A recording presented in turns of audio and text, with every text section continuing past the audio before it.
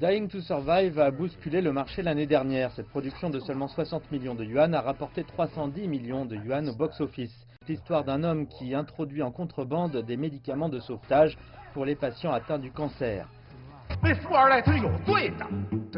12 Citizens, dont la réalisation et la promotion se sont faites avec un maigre budget de 10 millions de yuan, a été tourné presque entièrement dans une seule pièce, où 12 membres d'un jury discutent de la mise en accusation pour meurtre d'un jeune homme mutique. Après 3 semaines dans les cinémas, le film est allé sur Internet. Dans un espace fermé, chaque personnage est bien développé. Vous voyez clairement leur lutte et le processus de persuasion. Je préfère vraiment voir des histoires fortes comme Dying to Survive, contrairement à des films vides et pourris d'effets spéciaux.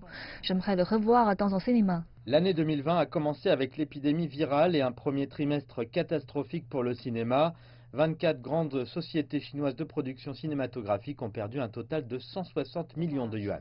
Certains de ces films ont réalisé de solides performances l'année dernière. Dans la période où Le Roi Lion et Spider-Man étaient dans les cinémas, ils ont représenté la moitié des ventes de tickets. Depuis que nous avons rouvert la semaine dernière, environ 80% des ventes de billets proviennent de ces films. Bien que les cinémas soient maintenant ouverts, ils s'attendent à un vide de films à gros budget jusqu'en août 2021. Parce que les studios ne veulent pas les diffuser dans des salles limitées en capacité. Le critique de cinéma indépendant Chen Hua, qui écrit pour Wenhui Daily et Sinmin Evening News, estime que cela pourrait fournir une fenêtre pour les films à petit et moyen budget, y compris ceux qui sont si petits qu'ils vont normalement directement sur Internet. Chen croit également que l'épidémie peut corriger certaines tendances malsaines de longue date dans l'industrie, comme les acteurs surpayés et une dépendance excessive aux effets spéciaux. La situation donne également une période de temps libre aux scénaristes et aux réalisateurs pour qu'ils se concentrent sur les bons scripts avant le retour des blockbusters et obtenir la majeure partie des projections. Dans le passé, de nombreuses sociétés de production cinématographique ont fait des films coûteux à la chaîne. Les scripts étaient moins travaillés. Maintenant, certaines entreprises vont penser à économiser de l'argent sur les acteurs de premier plan et se concentrer sur de meilleurs films.